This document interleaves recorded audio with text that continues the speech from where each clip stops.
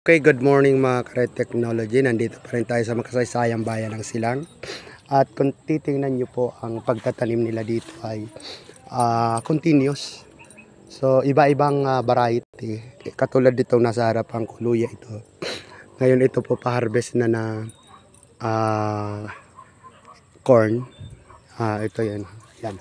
Medyo malalaki na rin. Pagka-harvest nito, tataniman na naman nila ng mani or kamote daw. So ito naman, so linagay nila to. So napakaganda rin yung technology na ganito kasi yung aroma ng tanglad nakakatulong yan sa pag-repel ng mga insekto. Tsaka walang nasasayang na space.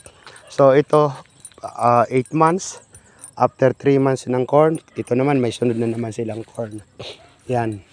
Tapos kung makikita nyo doon, yan may saging nalakatan. Yan, sa ilalim niyan meron pa ring luya. Naglalagay pa rin sila ng luya kasi minsan nagmamahal ang luya. Sa tabi naman na pitak noon ay pinya. Tapos meron na naman uli silang corn. Ayun, may corn na naman doon. So ito medyo malalaki na. 30 days after sowing ito, pagkatanim.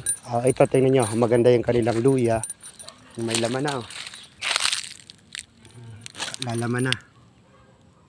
Yan. Yan ang saging. Lakatan. Dire-diretso. Tas pinya.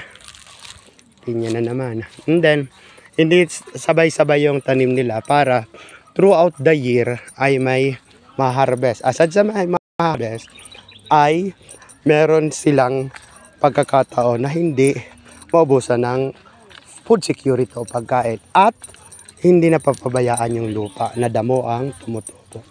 So ito is mga ilang araw pa ready for harvest na ito. Medyo malalaki na. Buwan siguro.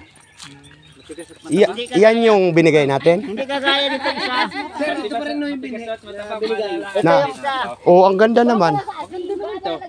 Pero may complaint nga raw yung isa din na nakakita Oo, magnilaga. Pangit? Yung sweet pearl na yung binigay. Saan tinanim yung ano? Alam mo naman ang laman ng sweet pearl. Saka sa...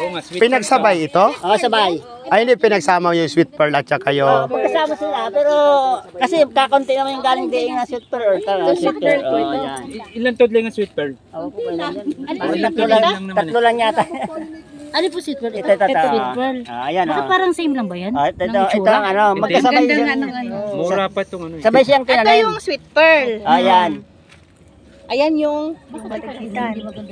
Yun ang sabon siguro? Pero yan. Lagkitan mo eh. Yun na. Nakagulo na kami dito. Sila pa tayo magpapalagay. Bye-bye.